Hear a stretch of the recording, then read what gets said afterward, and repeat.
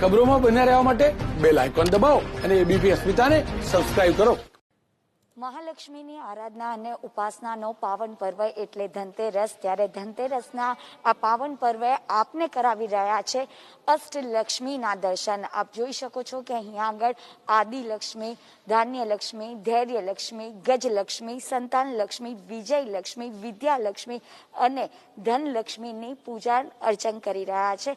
આજના દિવસે લોકો જે પોતાના ઘરમાં લક્ષ્મીજીની વર્ષા થાય, લક્ષ્મીજી તેમના ઉપર ધનની વરસાદ કરે તેમજ તેમની કૃપા વરસાવે, તેના માટે લોકો પોતાના ઘરમાં ધનની પૂજા કરતા હોય છે. તો કેટલાક લોકો અહીંયા આગળ અષ્ટ મહાલક્ષ્મીના મંદિરે શ્રી યંત્રની પણ પૂજા કરતા હોય છે.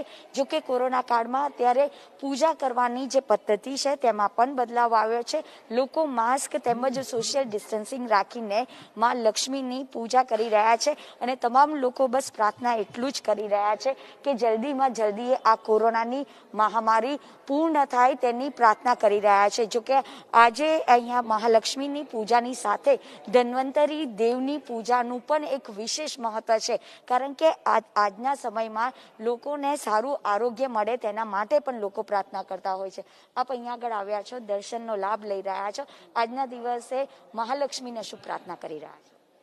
મહાલક્ષ્મીની તો હું એ જ પ્રાર્થના કરીશ કે હવે જે આ કોરોના કાળ છે એને માં જલ્દીથી સમાપ્ત કર અને આ મહામારીમાંથી આખા વિશ્વને હવે તું ઉગાર, કેમ કે તારા સિવાય હવે કોઈ કાંઈ નહીં કરી શકે.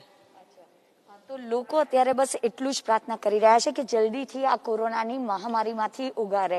આજે મહાલક્ષ્મીના પૂજાની સાથે ધન્વંતરી દેવનું, કારણ કે આજના સમયે આરોગ્ય એ સૌથી મોટું મહત્વ થઈ ગયું છે, તો આરોગ્ય દેવની પણ પૂજા થતી હોય છે. હા, એની સાથે સાથે આરોગ્ય દેવની પૂજા કરવાની છે અને સુખ શાંતિ સમૃદ્ધિ સાથે સારું સ્વાસ્થ્ય મળે એ આજે આ ટાઈમમાં બહુ જ જરૂરી છે. એટલે સમગ્ર દુનિયા માટે આપણે આ જ પ્રાર્થના કરીશું કે આ બધામાંથી જલ્દી લાવે અને બધું બરાબર થઈ જાય પાછું.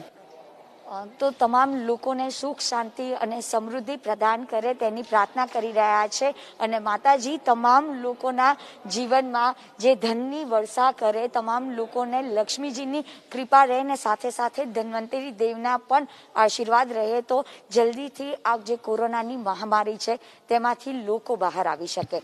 કેમેરામેન યુવરાજ લીલા સાથે રાજલ બારોટ, એબીપી અસ્મિતા, અમદાવાદ.